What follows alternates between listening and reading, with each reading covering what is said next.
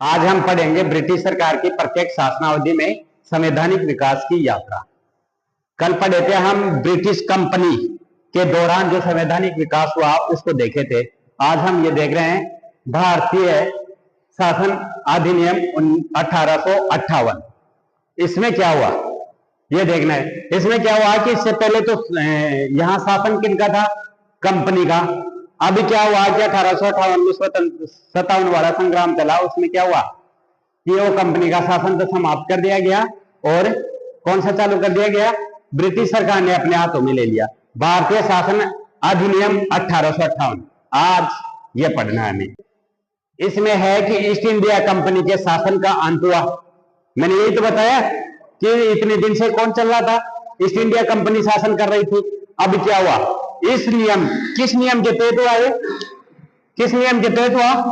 1858 वाले नियम के तहत शासन का अंत हुआ और प्रशासन ब्रिटिश सरकार के हाथों में चला गया। कारण क्या था? 1857 का संग्राम। इस कारण क्या हुआ कि ब्रिटिश सरकार ने क्या कर दिया? कंपनी का शासन अपने हाथों में ले लिया और क्या कहा कि भारत का शासन ब्रिटिश क्राउन को हस्तांतरित कर दिया गया। नियंत्रण बोर्ड और निदेशक कोर्ट को समाप्त कर दिया गया। किसके बाद में? यह स्वतंत्रता संग्राम हुआ ना, इसके कारण कौन सा आया? भारतीय शासन अधिनियम 1858। इसमें यह कर दिया गया। अब है हमारे पास 15 सदस्यीय भारतीय परिषद का निर्माण किया गया, जिसमें 8 सदस्य क्राउन द्वारा तथा 7 सदस्य बोर्ड ऑफ डायरेक्टर्स द्वारा नियुक्त किए गए। किनके द्वारा किए गए? 7 सदस्य बोर्ड ऑफ डायरेक्टर द्वारा नियुक्त किए गए। ये 15 सदस्य कहां से लिए? भारत परिषद में किए। भारत परिषद बनाई गई, उसमें 15 सदस्य लिए। तो 8 तो कहां से लिया? 8 सदस्य तो क्राउन खुद चुनेगा कि मैं कहां से लूं कहां से नहीं हूं ये तो। और 7 सदस्य बोर्ड ऑफ डायरेक्टर्स बन रखा था, उसमें से 7 सदस्य उठा लिए। भारत परिषद का वेतन भारत 1919 तक ये क्या कर दिया? 1858 में क्या कर दिया? 1919 तक कौन देगा? वेतन भारित कर दिया गया कि ये जो भारत परिषद बनी है इसका वेतन कहां से मिलेगा, ये फिक्स कर दिया गया। अखिल भारतीय सेवाओं तथा अर्थव्यवस्था से संबंधित मामलों को भारत सचिव को भारत परिषद की राय मानने को बाध्य कर दिया गया कि ये भारत सचिव है ना, जो किस मानेगा राय? किस मामले में? अखिल भारतीय सेवाओं के आईएएस की नौकरी होती थी पहले, ऐसी अर्थव्यवस्था से संबंधित मामलों में भारत सचिव को भारत परिषद की राय मानने के लिए बाध्य कर दिया। और भारत परिषद में कितने सदस्य हैं? भारत परिषद में कितने सदस्य हैं? 15। अभी तो देखिए तो 15 सदस्य हैं। 8 तो कहां से लिए? ये क्राउन ले रहा है और 7 सदस्य बोर्ड ऑफ डायरेक्टर से लिए गए। अब हमारे पास है भारत के गवर्नर जनरल को भारत सचिव की आज्ञा के अनुसार कार्य करने के लिए बाध्य कर दिया गया। जो भारत का गवर्नर जनरल था ना, उसको क्या कर दिया गया? बाध्य कर दिया गया। किसके लिए? भारत सचिव की आज्ञा लेना है, फिर कार्य करना है। इसके बाद में हमारे पास है भारत के गवर्नर जनरल को भारत सचिव की राय के लिए बाध्य कर दिया गया। भारत सचिव की सहायता के लिए 15 सदस्यीय भारत परिषद का गठन किया गया, जो अभी अपन ने ऊपर पढ़ा था 7 और 8। भारत में शासन से संबंधित सभी कानूनों और कार्रवाइयों पर भारत सचिव की स्वीकृति की अनिवार्य कर दी गई कि भारत सचिव है ना, उसकी स्वीकृति लेना है, फिर कानून बनेगा। भारत के गवर्नर जनरल को वाइसराय यानी प्रथम, भारत गवर्नर जनरल कौन बना था? प्रथम वाइसराय लॉर्ड कैनिंग की उपाधि दी गई। किसको? वाइसराय की। जो नाम था भारत के गवर्नर जनरल, इस पद को किस नाम से जाना जाने लगा? अभी वाइसराय के नाम से यह उपाधि मिली। देशी राज्यों के संबंध में विक्टोरिया का घोषणा पत्र 1 नवंबर 1858 में वाइसराय लॉर्ड कैनिंग ने इलाहाबाद दरबार में पढ़कर सुनाया। कौन से दरबार में? इलाहाबाद में। किसका था घोषणा पत्र? विक्टोरिया का। कब सुनाया? 1 नवंबर 1858 में, जिसमें कहा गया कि प्रादेशिक विस्तार नहीं, कि अब भारत में प्रदेशों का विस्तार नहीं किया जाएगा। यह भी तय किया गया और अर्थात विलय की नीति को समाप्त कर दिया गया। इससे पहले क्या था कि जैसे मान लो कि राजा महाराजाओं की कोई संतान नहीं हुई तो उस राज्य को क्या कर लिया जाता था, मिला लिया जाता था। किसमें मिला लिया जाता था? अपने अंग्रेजी राज्य में, ब्रिटिश राज्य में मिला लिया जाता था। तो यह घोषणा विक्टोरिया ने जो घोषणा पत्र की 1 नवंबर 1858 को, उसमें यह कहा गया कि हमारा विस्तार समाप्त, हम आगे विस्तार नहीं बढ़ाएंगे। दूसरी बात, विलय की नीति को समाप्त कर दिया गया। कंपनी के साथ हुई संधि और समझौतों का पालन किया जाएगा। मतलब जो कंपनी के साथ समझौते हुए हैं उनका पालन किया जाएगा अभी। और पैरामाउंटेसी लागू यानी प्रमोचता का सिद्धांत लागू कर दिया गया। अबे मतलब 1857 में संग्राम हुआ, बैंकर युद्ध छिड़ा। उसमें क्या हुआ कि बहुत से भारतीय लोगों को जेल में डाल दिया गया। उसमें इस घोषणा पत्र में यह भी चर्चा की गई, क्या की गई चर्चा में, कि यह कहा गया कि जो हत्यारों को छोड़कर, जो मारे हैं अंग्रेजों को, उनको छोड़कर जो मतलब बेकसूर जेल में आ गए, उन विद्रोहियों को समाधान किया जाएगा, यानी उनको जेल से निकाल दिया जाएगा। सही, ये समझ गया ना किनको हटाना है। अब अगला नियम पढ़ेंगे हम, भारतीय परिषद अधिनियम 1861। 58 में आया, 58 में वो कर दिया समाधान। इसके बाद में हमारे पास है भारतीय परिषद अधिनियम 1861। बंगाल 1862 में, उत्तर पश्चिम सीमांत प्रांत 1886 में। देखो कैसे कैसे लिया है। बंगाल का क्या किया 1862 में, उत्तर पश्चिम सीमांत प्रांत, ये पूरा एक नाम है ना एक राज्य का, उत्तर पश्चिम सीमा प्रांत 1886 में। पंजाब को कब किया 1887 में। विधान परिषदों का गठन किया गया इनमें, यानी बंगाल में कब किया गया विधान परिषद का गठन? उत्तर पश्चिम सीमा प्रांत में, पंजाब में 1887 में विधान परिषदों का गठन किया गया। यानी विभागीय प्रणाली अर्थात मंत्रिमंडलीय व्यवस्था शुरू की गई इनमें, किन 3 राज्यों में, किनमें? बंगाल, उत्तर पश्चिम सीमा प्रांत और पंजाब में क्या कर दिया गया मंत्रिमंडलीय व्यवस्था, उनकी पर्सनल मंत्रिमंडल होगा। और भारतीय प्रतिनिधियों को कानून निर्माण करने की प्रक्रिया में सम्मिलित किया गया। यानी कुछ कानून बनाएंगे ना, उनमें भारतीयों को भी लेंगे जो विद्वान है नियमानुसार। आगे हमारे पास है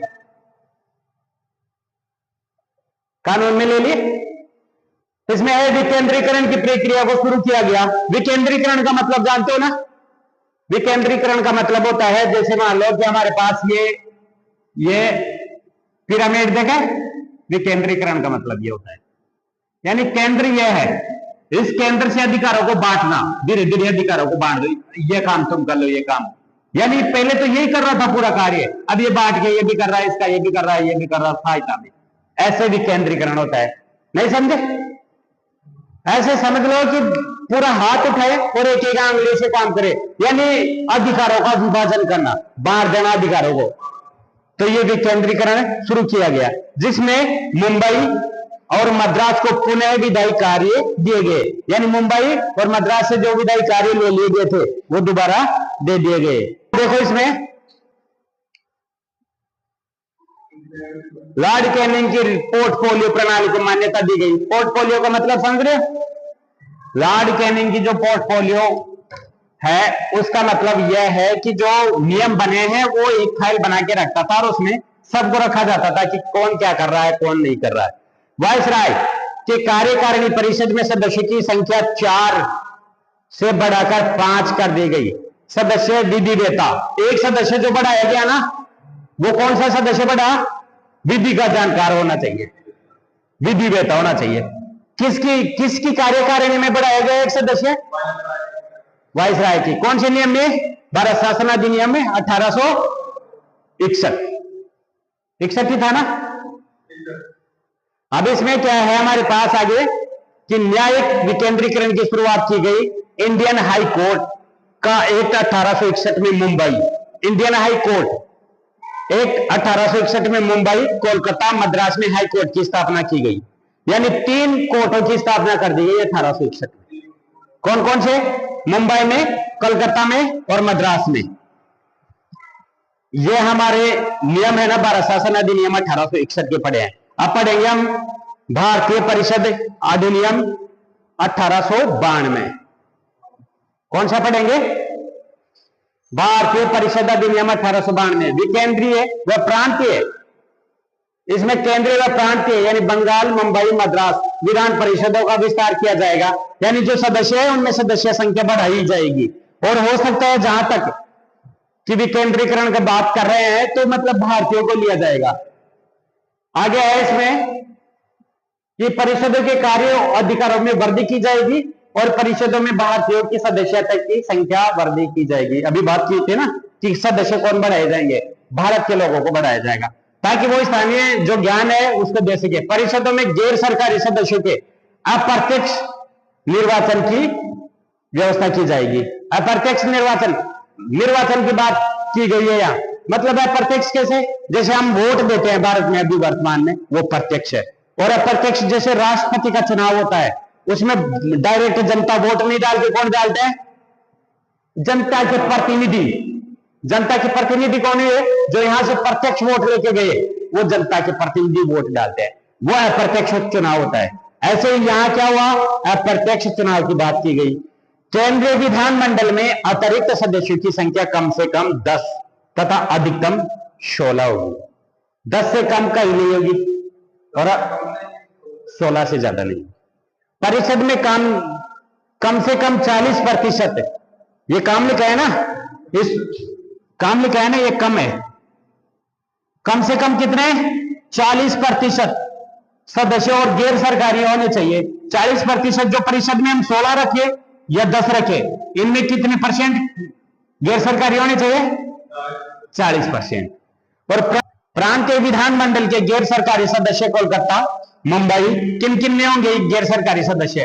कोलकाता में, मुंबई में और मद्रास, उत्तरी पश्चिमी सीमा प्रांत, इनमें। समझ गए? किन किन में होंगे? उत्तरी सीमा प्रांत में। तथा कोलकाता वाणिज्य मंडल, ये भी देखो, ये एक मंडल बना रखा था कोलकाता वाणिज्य मंडल यानी व्यापार मंडल के सदस्य गैर सरकारी सदस्यों का चुनाव करते थे। कौन कौन करते थे? ये समझो साफ साफ। यानी एक जो 40% गैर सरकारी सदस्य ला रहे हैं वो कहां से ला रहे हैं?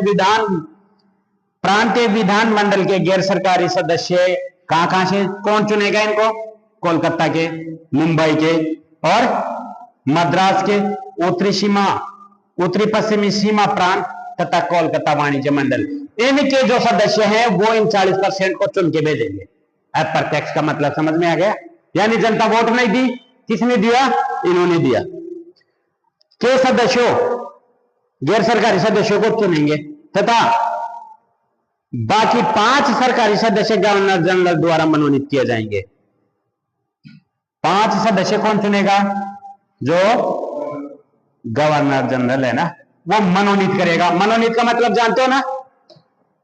मान लिया गया। मनोनीत यानी मान लिया। कैसे मान लिया? मतलब एक को बुला लिया कि इसको मान लेते हैं कि ये अध्यक्ष है, तुम सभी मान लेते हैं तो उसको क्या कहेंगे? वो अध्यक्ष निर्वाचित नहीं है, मनोनीत है। अगला अपने पास इस अधिनियम से भारत में संसदीय शासन का अप्रत्यक्ष रूप से प्रारंभ हुआ। किसका? भारत में संसदीय शासन का इस अधिनियम से। किस अधिनियम से? भारत शासन अधिनियम 1892 के तहत पहली बार निर्वाचन प्रारंभ किया गया है। किसमें किया गया? 1892 में।